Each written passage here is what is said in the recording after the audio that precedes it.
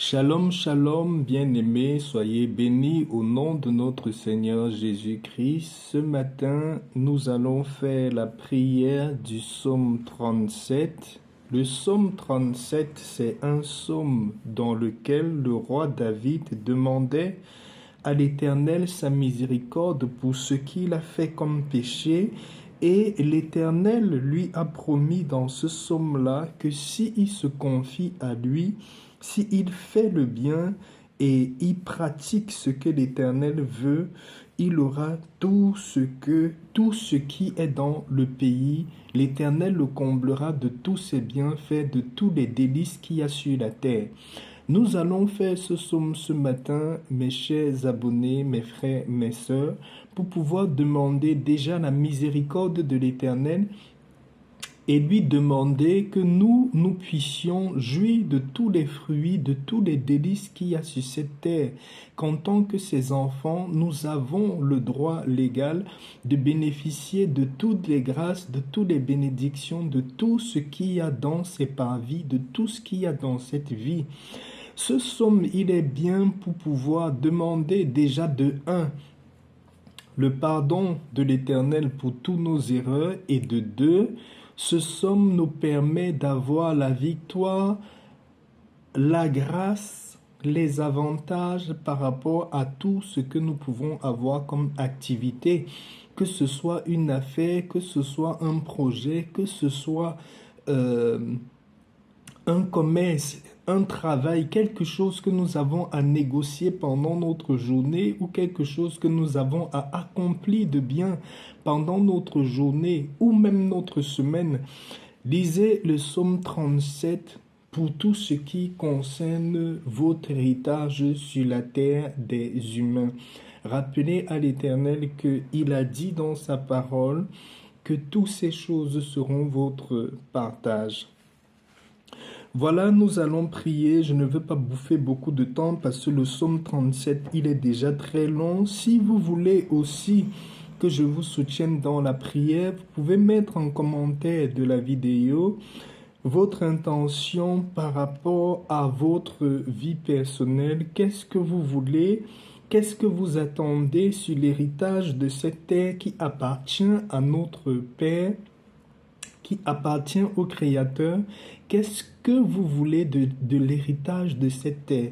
Quelle est votre intention de prière dans le domaine de votre avancement, dans le domaine de votre prospérité, dans le domaine de votre vie personnelle pour votre avancement?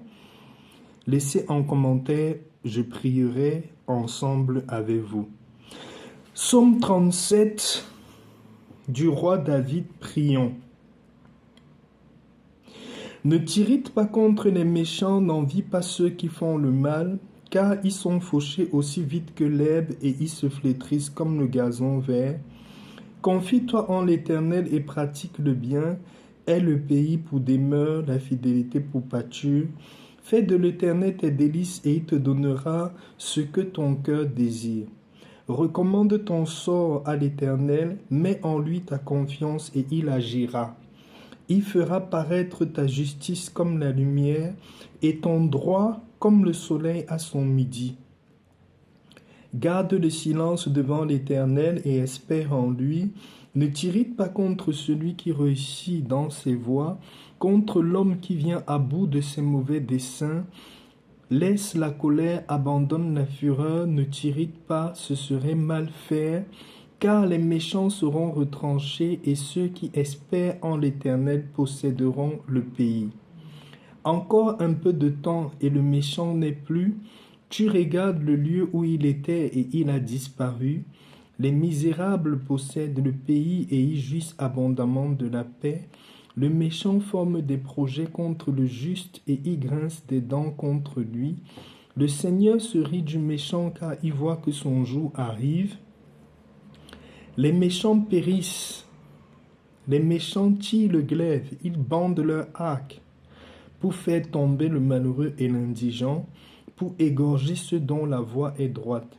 Leur glaive entre dans leur propre cœur et leur arc se brise. Mieux vaut le peu du juste que l'abondance de beaucoup de méchants, car les bras des méchants seront brisés, mais l'Éternel soutient les justes. L'Éternel connaît les jours des hommes intègres et leur héritage dure à jamais. Ils ne sont pas confondus au temps du malheur et ils sont rassasiés au jour de la famine.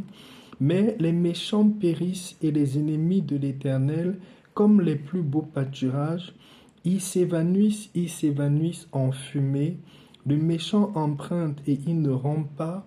Le juste est compatissant et il donne, car ceux que bénit l'Éternel possèdent le pays et ceux qu'il maudit sont retranchés.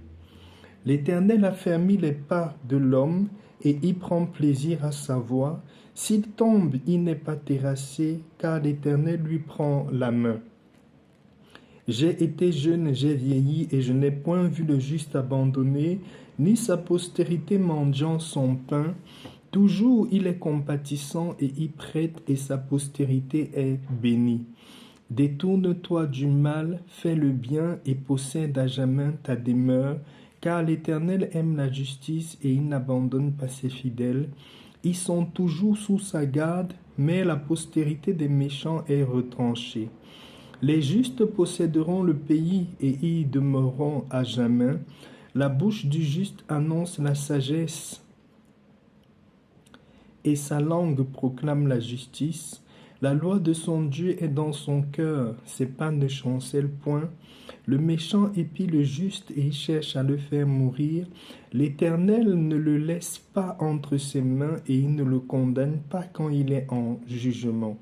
Espère en l'Éternel, garde sa voie et il t'élèvera pour que tu possèdes le pays. Tu verras les méchants retranchés. J'ai vu le méchant dans toute sa puissance. Il s'étendait comme un arbre verdoyant. Il a passé et voici, il n'est plus. Je le cherche et il ne se trouve plus. Observe celui qui est intègre et regarde celui qui est droit, car il y a une postérité pour l'homme de paix. Mais les rebelles sont tous anéantis. La postérité des méchants est retranchée. Le salut des justes vient de l'Éternel. Il est leur protecteur au temps de la détresse.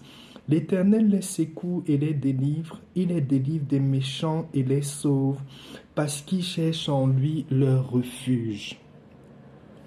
Si tu as écouté le psaume avec moi jusqu'à la fin, tu peux dire Amen 3 fois ou tu peux écrire Amen 3 fois. Je te conseille de relire ce psaume 37 tous les matins, de lire ce psaume régulièrement parce qu'il y a tout dans ce psaume. Il y a le pardon accordé par l'Éternel, il y a la prospérité et l'abondance que l'Éternel te promet et il y a la protection également de l'Éternel sur ta vie contre les ennemis, contre les dévoreurs de destinée. Ce que tu vois à côté de moi, c'est les 2 huiles de parfum que je fabrique moi-même.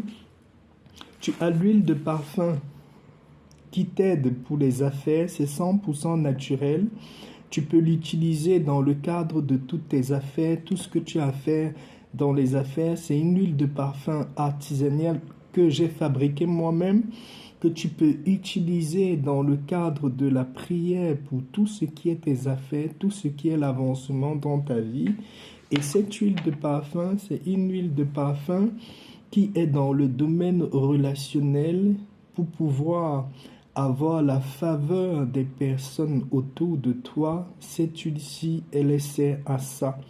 Pour toutes les personnes qui veulent l'une des huiles de parfum, vous pouvez me contacter et on verra comment je peux vous les envoyer. À la fin de la prière, comme aujourd'hui j'ai une activité, un commerce, un truc important à faire, je vais mettre mon huile de parfum. Ça se met derrière vos oreilles, ça se met entre vos coudes. Premier coude, vous prenez, vous mettez sur votre deuxième coude et un peu sur votre front et c'est fini. Vous pouvez commencer votre journée dans la paix, dans la bénédiction, dans la grâce divine. Je vais vous souhaiter bien des choses. Soyez bénis au nom de notre Seigneur Jésus-Christ. Que tout ce qui est contenu dans le psaume 37 puisse être attaché à votre vie, puisse être votre partage, puisse être réel dans votre vie au nom puissant de notre Seigneur Jésus-Christ. Soyez bénis. Shalom, shalom.